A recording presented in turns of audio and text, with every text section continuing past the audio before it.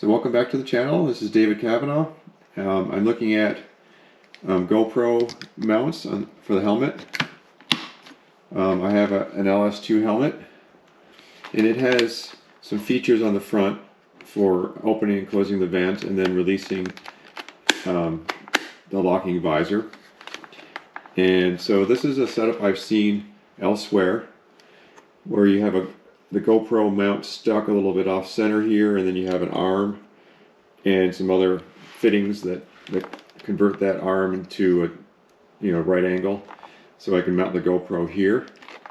I happen to have a ghost mic inside here so I can get better audio when I'm riding, and that plugs right into the media mod that's on the GoPro 9.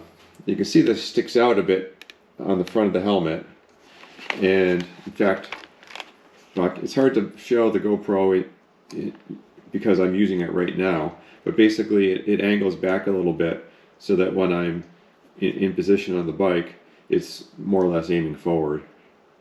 And you also notice this is off center, and that's because the mount on the GoPro and the lens are not lined up. And so if I mount the GoPro here, the lens is actually centered in the front of the helmet, which is what I want. Alright, so the problem with this, aside from the weight being a little bit out in the front, is that this started to pull away here, and I had this helmet sitting on the counter, and the thing had sagged quite a bit and pulled away pretty far, and I didn't want that to happen when I was riding, so I've stopped using it there. And what I got instead was a ProShot mount. If you've ever seen the Itchy Boots channel, Norley has a ProShot mount on her Arai helmet, and so her helmet's white and her mount is white, and it blends in pretty well. I'm going to try this out. Let me take this off of the helmet.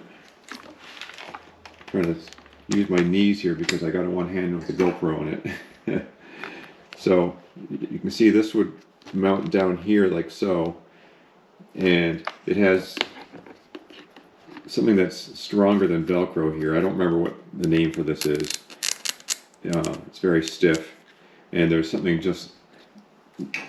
pieces of it that mount onto the helmet they're almost identical, and that's really not going to go anywhere once I have that mounted on there.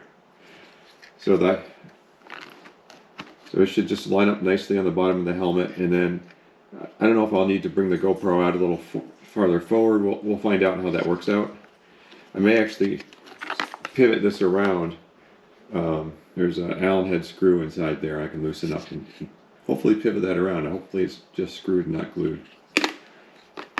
So anyway, I'm going to get that mounted up, and then we're going to go for a ride.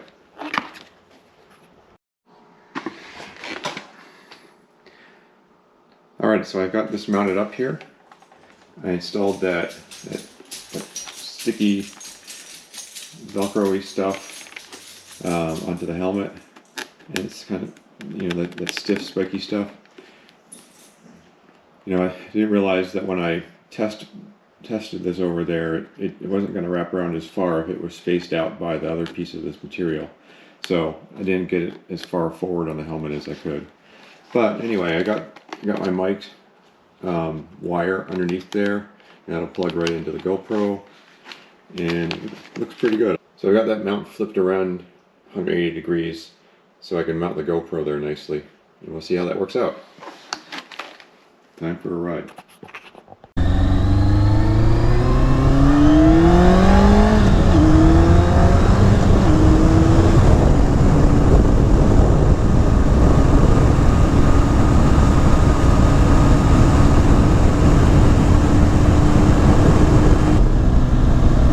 So I think the biggest thing I like about this mount is that it has a lot more adhesive on it, and I don't have to really be concerned about the camera falling off.